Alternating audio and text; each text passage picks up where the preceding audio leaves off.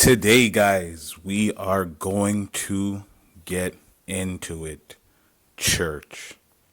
Now, my previous video, if you guys don't really know what I'm going to get at, I'm going to be talking about the Tower of Babel and how you guys have been deceived into thinking that the Tower of Babel was actually a tower. It wasn't. It is religion. The Tower of Babel is religion. I want you to know the power of religion is one of the most powerful things in this world. It's the strongest vice. There is probably over 6 billion people who are religious. The problem is what people don't know is that religion is the tower that was trying to reach heaven. As you guys know, religion is trying to get you into their own formulated commercial use heaven. That is not true. So today, guys, we are going to break down the lies, break down the conditioning, and we're going to get into it right now.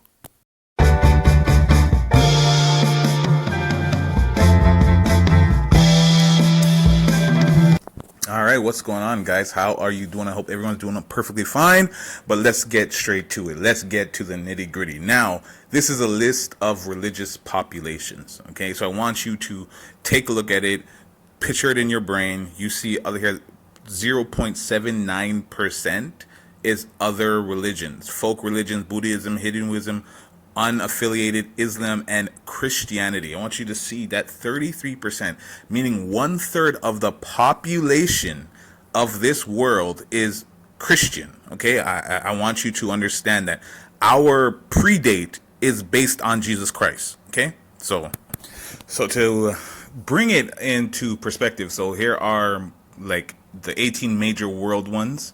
You see atheism, agatism. I can't really say them all, so I'm gonna butcher them all. To be honest, Christianity, whoever, Deruz, Gnosticism. Listen, I can't say them all. You can see them right there. That is literal, and there's 3 more. So I want to point that out because, again, everything I put has a rhyme and reason. We are going to get to that reason very soon, very shortly, but I want you guys to see the amount of varieties of religion that there is. And to my previous video, okay, so if you guys didn't see this, this is my last video, go check it out. It speaks about the firmament. I really would like you to check that out, because if you don't understand what the firmament is, then this video is going to seem a little bit far left to you. But if you have seen it, guys, I want to remind you, this is our earth. We have a firmament over our earth. Okay, so it is protecting us. No one could go in, no one could come out, no such thing as UFOs. There, all this nonsense that can't happen because our earth has a dome over it. The psychological conditioning that they have, especially with this depiction, this picture of our earth that shows no protection over it, no firmament, this is what creates psyop warfare. Okay, so I want you to know that the devil, Lucifer, who runs this earth, wants to confuse you. And this is the perfect way to do it, to show you an earth that doesn't exist. So allow me to read from the King James Version of the Bible, because the Bible has been manipulated multiple times. I could talk about that, and that's an entirely other video. The Bible actually came from the Book of Codex, but that's an entirely different video that we're going to do on another time. But I want to get to the nitty gritty. So where I get this idea, where I get this concept from it being and stating the truth. Now, a lot of people are being fooled, conceived to think that, or conditioned to think that the Tower of Babel was a tower that they built, that was an actual tower to reach up to heaven. And no, it wasn't the heavens, the sky, where many pastors are going to tell you. That's why they put it in the Bible in the beginning. Oh, it's the heavens, meaning the skies and the stars and all that. No, actual heaven. where the creator is, that actual heaven. So allow me to read this for you guys. This is the King James Version, the original one that they published in 1945. So chapter 11, verse 1 through 4. So, and the whole earth was of one language and of one speech. No, wasn't, but we'll go on. And it came to pass as they journeyed from the east, and they found a plain in the land of Shinar, and they dwelt there. And they said one to another, Go, let us make brick and burn them thoroughly. And they had brick for stone, and slime had they for mortar. And they said, Go to, let us build us a city and a tower whose top may reach unto heaven. And let us make us a name, lest we be scattered abroad upon the face of the whole earth. Okay? I hope you guys listen to that thoroughly, because I'm going to break it down. So let me break this down for you. I'm going to the verse 4. And they said, Go to, let us build us a city and a tower whose top may reach unto heaven, and let us make us a name, lest we be scattered abroad upon the face of the whole earth. Now, a lot of people get confused hearing this, but it's really plain text, very simple. Let's build us a tower to reach heaven. Heavens is the sky that they were referring to in the beginning of the Bible. Let us make a name for ourselves. Guys, we know what the name is, Christianity or religion. Lest we be scattered abroad upon the face of the whole earth. Scattered abroad of the face of the whole earth. So this is the whole earth on the right hand side, which you could see. This is literally an actual chart of religion, of how many people of different countries have religion, whether it's different religion.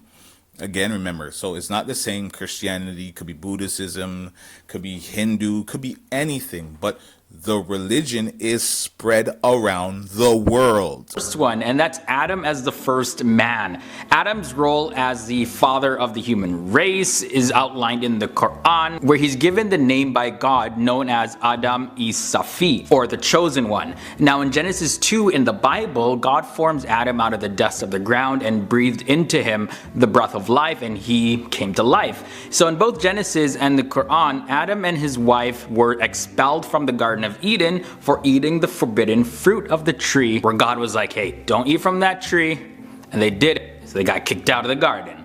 Scattered upon the face of the whole earth. The next similarity is the prophecies. So the Quran and the Bible aren't just books that tell historic accounts and offer guidelines for human living, but they both all contain prophecies of future events, some of which were events that happened already in the past. Others are for days to come, like the Judgment Day, the resurrection. Both the Bible and the Quran make the claim of being from God, and Christians and Muslims believe that only God knows the future, and he wants to guide human beings and prepare us for future events, which is why naturally prophecies are a major component in the two holy books. Both Scattered abroad upon the face of the whole earth. books also mention heaven. So although in the Bible the term heaven can also be used for the sky as well as for outer space, heaven is also described in the Bible as a real place where the righteous people of God will eventually live one day. And in fact, heaven is where God and the angels live now.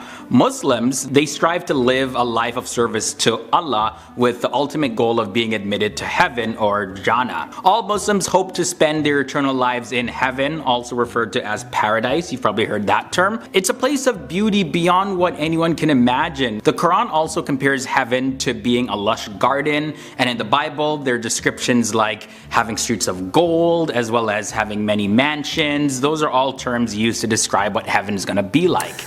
Now I want to stop it right there, because again I want to refer back to what we're talking about, up to heaven. Now again, everyone knows heaven is beyond our earth, beyond our element. So for them to state that they could physically build a tower up to heaven is impossible, Because there's a firmament. So now, if we stop looking at the physical construct of the Bible or the Quran or whatever and start looking at the spiritual construct of it, because it's for your spirit, it's not for your flesh. Your flesh doesn't come with you to heaven, it's for your spirit. And with that being said, if people are trying to lead to heaven through the spirit, then they would use any means to confuse you into thinking that it was about building a tower.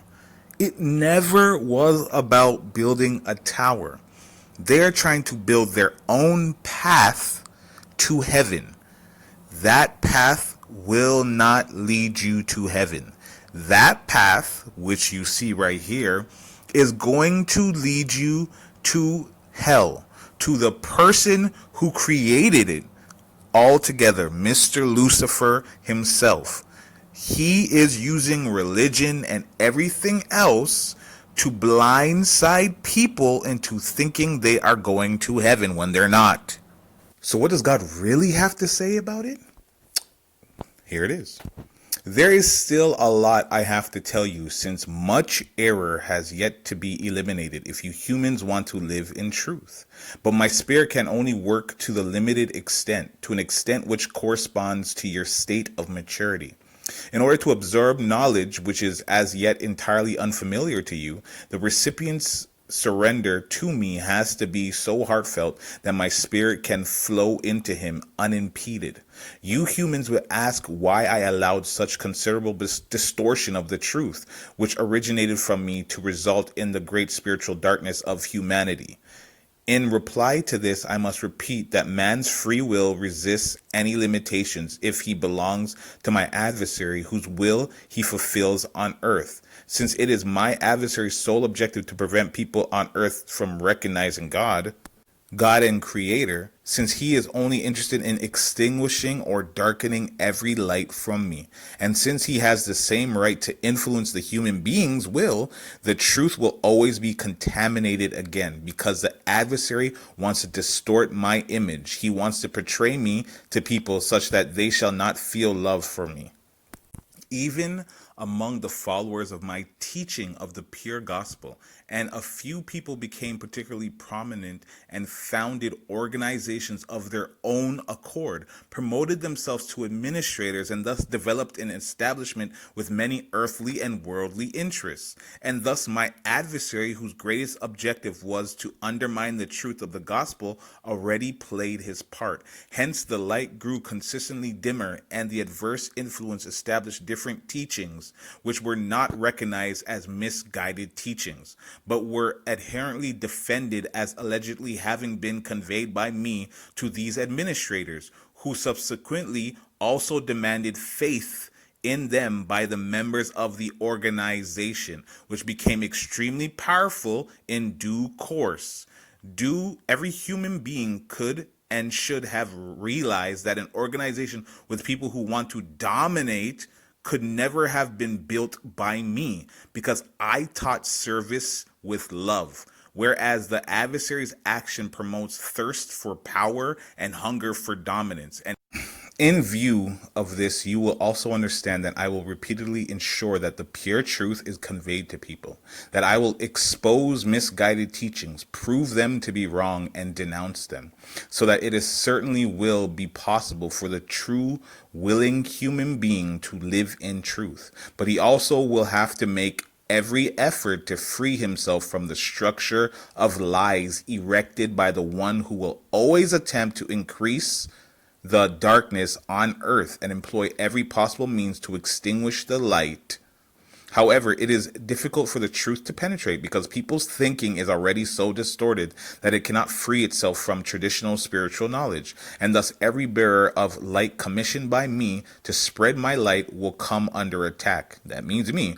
But there cannot be clarity as long as people are not given a full explanation, and people will continue to fight each other as long as they do not approach me with a genuine desire for truth. Not until then will you receive light and subsequently try to disassociate themselves from spiritual knowledge which they had upheld as truth, but which had emerged from the adversary, who is the enemy of truth, because he is in a hostile opposition to me, myself. Amen. Now, that in a clear nutshell, whatever you guys want to take from what I just said to you, whatever you guys want to consider saying, okay, what are you talking about? Who are you? What is this? I don't know. I've given you proof that the firmament is true. I've given you proof that the world is corrupted. I've given you proof that life itself is distorted. I really hope you guys really take in what I'm saying to you and really start sharing this.